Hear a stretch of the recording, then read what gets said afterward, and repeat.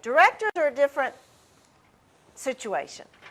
And we had discussion about this in his office one day. We really can't put a time factor on a director because you're also inspecting what you expect, and now that you know the CTA's day organization and the clinical managers, it'll make it easier for you to provide oversight to ensure compliance with our organizational structure.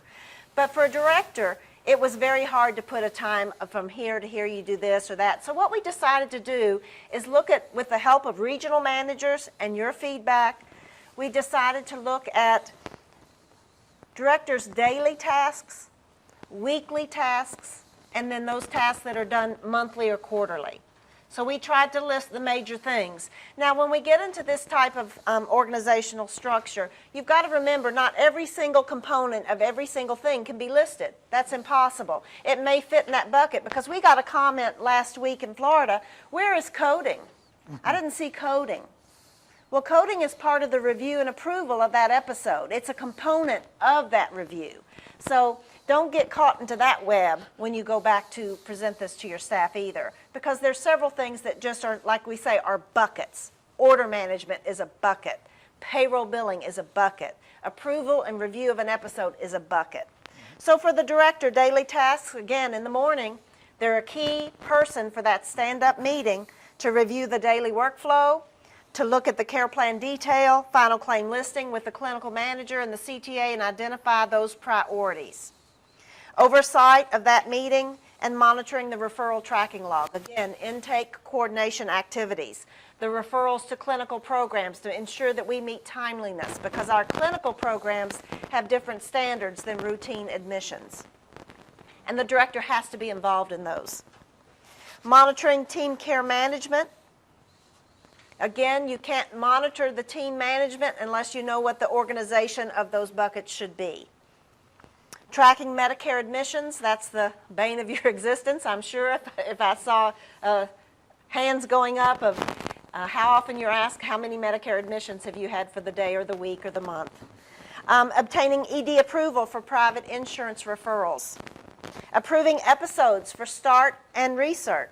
Because remember, those clinical managers have that bucket each day to get those reviews done of starts and research and then to forward them via web class to the director for final approval. So that's a bucket that you must move each day. And then monitoring the DPS list and web class for timely response, because a lot of times when you review those, as a director, you might ask for a modification, correct? You need to monitor that timeliness of that coming back to you. And then approving BARs, billing adjustment requests, write-offs, seeking ED approval to turn down a Medicare referral, and obtaining approval for private insurance admissions. Now, we do have pockets of markets that don't do a very small percentage of private insurance. And we do know you're interviewing during the day, you're hiring during the day, you're following up with referral sources and that type of things, but the major buckets have been addressed. I'd also like to bring up something that came up in Florida is the weekly case conferences where some of the staff may come into the office to meet. That also will have to be addressed of how will we manage that time efficiently, and also ensure for that one day that those buckets do still get moved, even though for 30 minutes or 45 minutes, we did have a case conference or some type of staff meeting, team meeting, that type of thing. So you have to be cognizant of that. And you also have to be aware and very familiar with what those tasks are for your CTA and CLM so you don't interfere with the process. So that you choose a time that is the catch-up time or whatever, if it's going to take several minutes or a portion of that allotted time.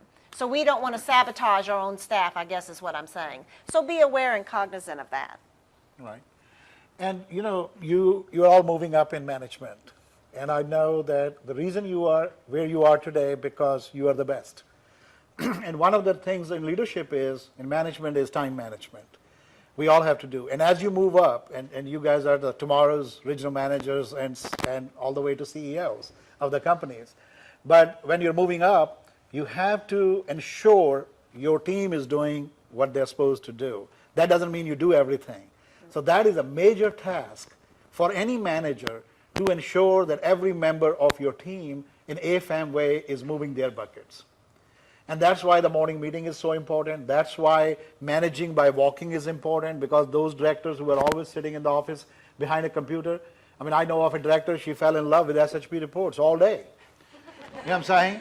And I had to really, we met with her, she's very bright, and I told her, I said, these reports are very good, but if you're spending more than 30 minutes, you are not managing your time, because the whole purpose is smart tools, right? So you can move to the next.